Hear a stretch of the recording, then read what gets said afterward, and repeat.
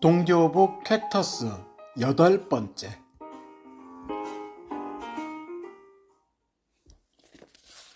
14장. 뼈대가 굵은 아가씨라는 말은 엄마가 그 친구를 두고 자주 쓰던 표현이었다. 우람한 브리짓. 에드워드는 실제로 몇 번 길에서 우리를 만났을 때 면전에 대고 그렇게 부르기도 했다. 나는 개인적으로 그녀가 올림픽 역도 선수처럼 보인다고 생각했다. 물론 당사자에 대놓고 그런 말을 할 생각은 꿈에도 없었다. 다만 그녀에게 건강이나 외모적으로 그리고 자존감을 높이기 위해 칼로리 섭취를 좀 자제하는 건 어떠냐고 넌지시 제안을 했다. 브리짓은 내 등을 찰싹 때리며 자신이 쉽게 화를 내는 사람이 아니라 다행인 줄 알라고 했다. 아니면 친구를 잃었을 거라고. 브리짓과 나는 노팅엄 대학교의 첫 학기에 만났다. 둘 다 강의실 맨 앞줄 중앙에 앉는 것을 좋아해 종종 나란히 앉곤 했다. 당신의 성적이던 나는 그녀가 거침없이 화를 내는 게 이상하게도 위로가 되었다. 1학년이 끝날 무렵 브리짓과 함께 다니기 시작했고 브리짓은 내게 함께 집을 구해 살자고 했다.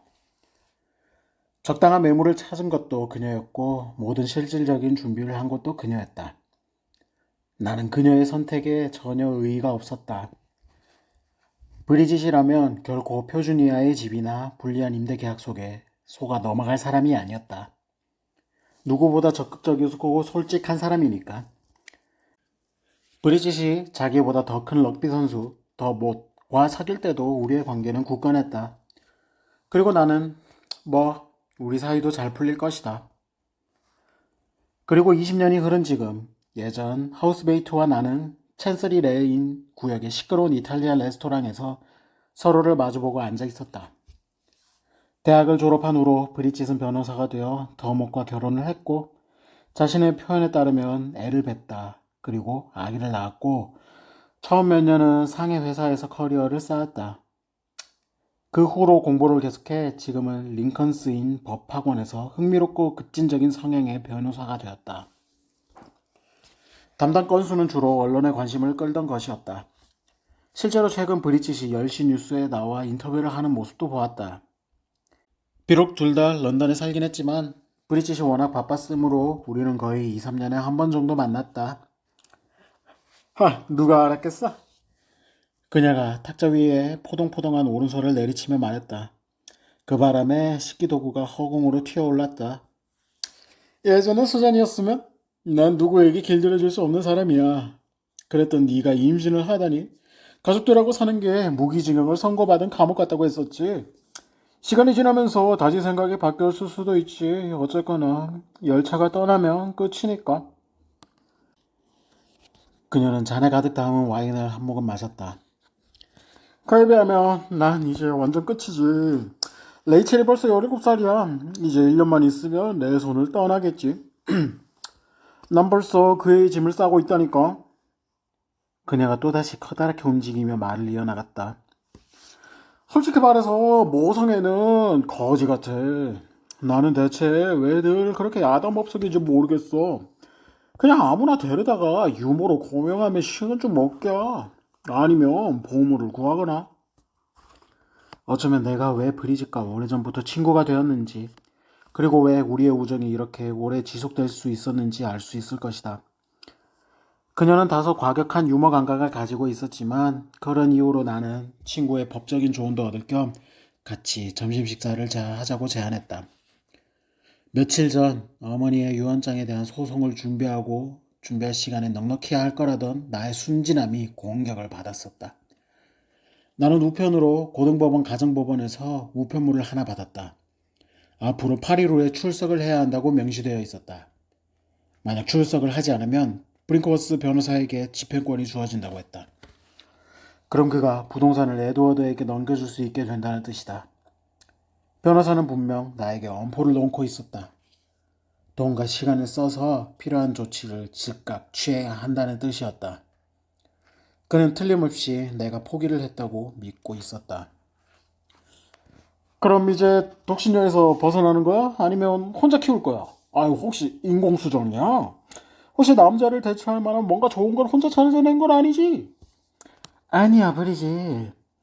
나는 한숨을 푹 쉬며 말했다. 남들하고 똑같은 반식으로 생겼고 내 독립심을 포기하고 싶지도 않아. 그게 다야. 저 아줌마, 내 자궁이니? 네 사생활이지. 내가 누구하고 자든 그것도. 그럼 왜 이렇게 대낮부터 보자고 한 거야? 꽤 오랜만에 만나지 우리?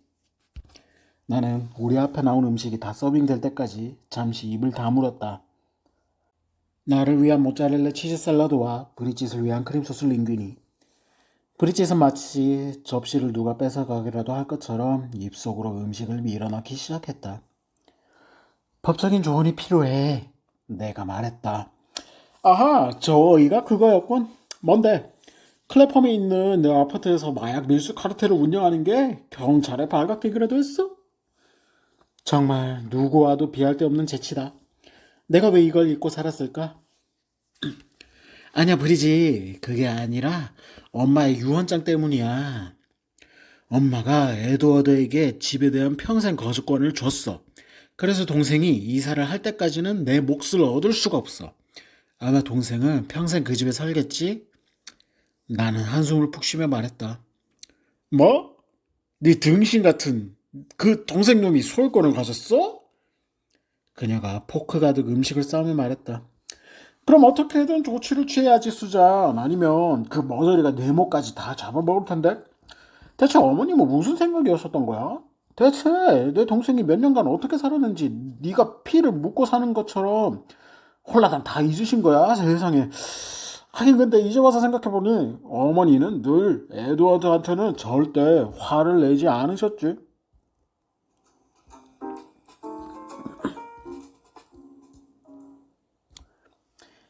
이쯤에서 필이 누구인지 약간 설명이 필요할 것 같다. 리처드가 첫 남자도 아니었거니와 나에게 청혼을 하는 사람도 그가 처음이 아니었다면 어떨까? 어렸을 때도 나는 남자들이 좋아하는 멍청하고 여자다운 관심사에는 관심이 없었다. 나는 사람들의 성격의 모든 측면에 숨어있는 심리적인 이유를 찾는다는 걸 알고 있다. 내 성격이 왜 이런지 이유를 찾고 싶다면 나와 가장 가까운 남자를 떠올리면 된다. 가령 아빠라든가 남동생처럼.